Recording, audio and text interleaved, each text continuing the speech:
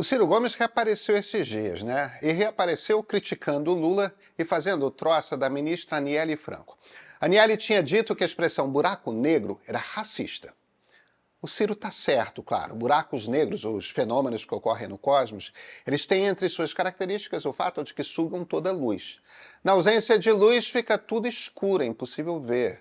Mas tem um outro aspecto que é possivelmente mais importante nesse debate, né? A frustração do Ciro com os movimentos identitários, ela não é nova, é antiga já.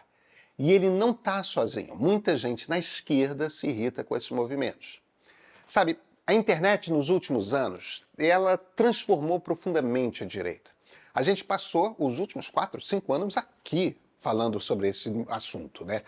Mas um movimento que era residual, claramente minoritário, se tornou majoritário muito rápido. Radicalizou no extremo da direita para a consolidação de uma ideologia reacionária, violenta, nacionalista, autoritária e, antidemocrática. Aquilo que no Brasil chamamos de bolsonarismo ou de olavismo quis o controle do poder, quis subverter o equilíbrio dos três poderes, quis um golpe de Estado. Não é diferente da maioria dos países. A coisa sobre a qual a gente falou muito pouco é sobre como as redes transformaram a esquerda. Porque também a esquerda mudou muito e profundamente nesses últimos 10 anos. Hoje temos debates que não tínhamos antes. Mas a esquerda não mudou igual à direita. Claro que sempre tem aqueles malucos, né, do Partido da Causa Operária, e se eles se tornassem majoritários, teríamos algo tipo o bolsonarismo na esquerda. Teríamos o domínio da extrema esquerda. Isso não aconteceu. A esquerda dominante que nasceu das redes sociais não prega golpes de Estado. Aliás, ela também não chegou ao poder como ocorreu com o bolsonarismo ou o trumpismo. O presidente Lula se irrita com esses movimentos igualzinho ao Ciro, só se manifesta menos sobre isso. Essa nova esquerda está representada no governo, mas não é o jeito dominante de pensar dentro do governo. E até porque ela não ameaça democracias, é muito menos estudada na academia. Tem menos sentido de urgência. Aliás, não é só por isso. Esse movimento de esquerda não é golpista, mas é autoritário. É particularmente autoritário. É um movimento que intimida. A toda hora ouvimos de professores dentro das universidades, de palestrantes, que são acossados por militantes impedidos de falar. Têm suas cabeças pedidas. Então, para um professor das humanidades, é preciso particular coragem para estudar esse movimento, porque haverá ataques à reputação. Não vai ser fácil estudar. Essa nova ideologia, ela não é dominante no governo, mas é dominante nos espaços de debate onde há vozes de esquerda. É dominante na academia, na imprensa e, claro, nas redes sociais. Na edição de sábado do Meio, eu falei um tanto sobre esse assunto, mas não era o motivo principal do artigo. Esse episódio da Aniele, a crítica do Ciro, essas coisas estão acontecendo com mais frequência. As bobagens do identitarismo, porque do identitarismo sai muita bobagem, elas estão aos poucos sendo mais expostas. Agora, esse mês saiu nos Estados Unidos um livro analisando o identitarismo. É particularmente formidável, vai fundo. Se chama The Identity Trap, a armadilha identitária, e foi escrito pelo cientista político alemão Yascha Mounk. Dia desses li numa das redes que se você chama coisa de identitarismo, já é mostra de que não entende o conceito. Tudo certo. Negar um rótulo é uma estratégia. Entre os americanos, uma das maneiras de se referir a esse movimento é woke culture. A expressão vem originalmente da ideia de acordar, woke. Você acorda no momento em que percebe como a realidade de fato se estrutura. Mas a coisa foi invertida. Lá, quem não gosta dos identitários é que usa o termo woke de forma irônica, pejorativa. Não importa por que o movimento rejeita rótulos. É uma estratégia política, porque quando você rejeita rótulos, de certa forma, o que você está dizendo é que não representa uma maneira de pensar, não representa uma ideologia. Representa, isto sim, a única maneira possível de compreender como a sociedade se organiza. Quem não vê que é assim que as coisas são, é porque não compreendeu por má fé ou porque não se tocou ainda. Nenhum outro jeito é válido, nenhuma outra forma é possível. Tudo deve ser visto por aquela lente. Bem, só que é uma ideologia. Uma das ideologias que compõem a esquerda. O Mounk propõe que a chamemos de síntese identitária. É um jeito de olhar para a sociedade partindo das identidades que cada pessoa tem. A gente tem ouvido muito certas palavras, certas expressões, né? colonialismo, estrutural, apropriação cultural, cancelamento.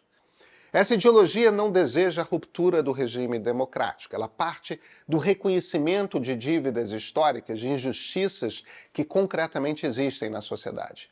Só que a partir daí não tolera dissenso, quer controlar todos os discursos, quer determinar quem tem direito a falar o que e quando e com que palavras.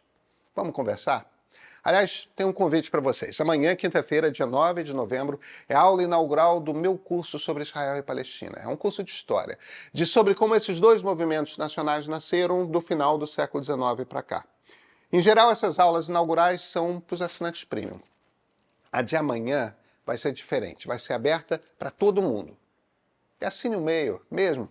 Sua assinatura é o que deixa a gente de pé. Eu sou Pedro Doria, editor do Meio. E esse é o ponto de partida.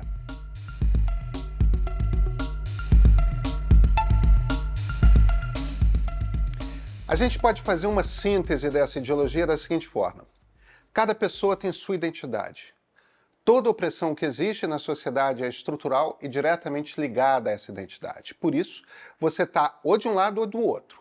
Ou pertence a uma identidade que oprime ou pertence a uma identidade oprimida. Questionar as dores da vivência dessa identidade não pode ser feito jamais. Então, quem tem uma identidade que é oprimida pela estrutura social é o único com direito de se manifestar sobre a sua opressão. O papel de quem tem uma identidade que é beneficiada pela opressão é calar a boca, escutar e pedir desculpas. É imposto que a luta de cada um oprimido contra o que o oprime deve ser a luta de todos os outros. Qualquer recusa a reconhecer a identidade de alguém ou de abraçar sua luta precisa ser imediatamente condenada por todos, coletivamente.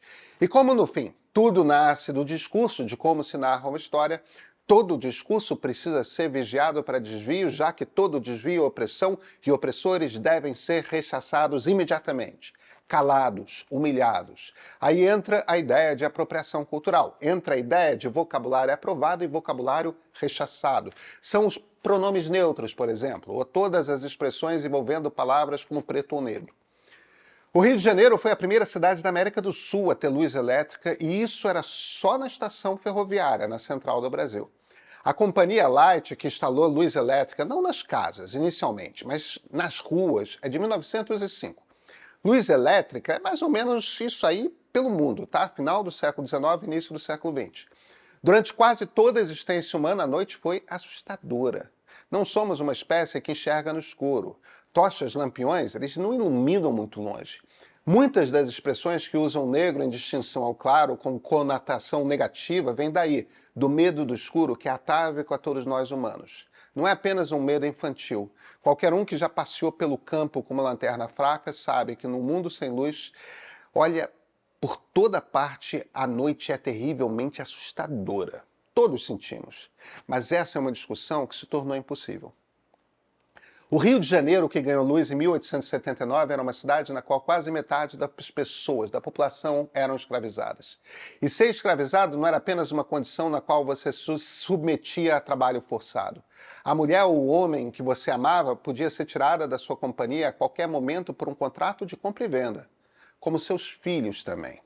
Estupro era todo dia. Seu corpo não lhe pertencia de muitas formas diferentes.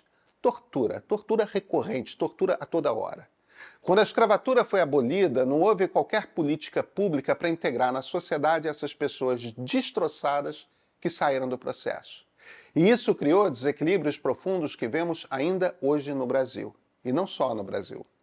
As duas ideias, a de que a conotação da palavra negra como negativa muitas vezes não tem nada a ver com racismo, e de que existe uma desigualdade profunda na sociedade brasileira que vem da escravatura, elas não são ideias incompatíveis entre si. Só que esse debate, que é um debate banal, está impossível de se ter. E a partir daí, há debates que não têm nada de banais. Se todo racismo necessariamente é estrutural, então não pode haver racismo de negros contra brancos. Se todo machismo é estrutural, uma situação particular em que um homem sofra uma injustiça de uma mulher não pode ser debatida. Aos poucos vamos criando um ambiente em que debates não podem ser tidos, em que pessoas de direita não podem falar em universidades dependendo do assunto. A extrema-direita está errada quando diz que isso é marxismo cultural. Karl Marx compreende poder como diretamente ligado à classe. O poder é manifestado pela alta burguesia para controlar o proletariado. O identitarismo ele não tem nada de marxista. O identitarismo vai buscar no francês Michel Foucault a ideia de que o poder é muito mais difuso, exercido por todos nós nas palavras que usamos e nas histórias que contamos. Quando classificamos alguém disso ou daquilo, estamos congelando aquela pessoa num determinado papel. Para o Foucault, isso é poder e se repete a toda hora de forma difusa. A diferença, evidentemente, é que o Foucault queria se libertar de um mundo de classificações e histórias, enquanto o movimento identitarista quer trancar todos em identidades únicas e rígidas. E nesse sentido, no fim, é uma visão que traz muita informação, muitos conceitos, mas deságua num mundo dividido em heróis e vilões. Não quer dizer que não exista racismo estrutural, porque existe. Não quer dizer que não exista machismo estrutural. Existe. Mas essas explicações da sociedade convivem com muitas outras. Não exercemos um papel só único ao longo da vida. E precisamos soltar o debate público dessas amarras. Sabe, existem muitas outras maneiras de ser de esquerda, como há muitos jeitos de ser não racista, ou machista, ou homofóbico. O mundo é mais complicado do que isso. Todos somos heróis e vilões, injustos e justos, estamos certos ou errados. Certo estava mesmo o Riobaldo. Viver é muito perigoso. A gente só vai restabelecer a democracia de fato quando voltarmos a ter ampla liberdade de debater, de questionar, de conversar. Até lá, vai parecer que só existem dois lugares para se estar, ou você é identitarista ou é bolsonarista. E um jeito de agir nas redes fica atiçando o outro jeito. Se alimentam mesmo que não percebam. Gente, a gente pode mais do que isso.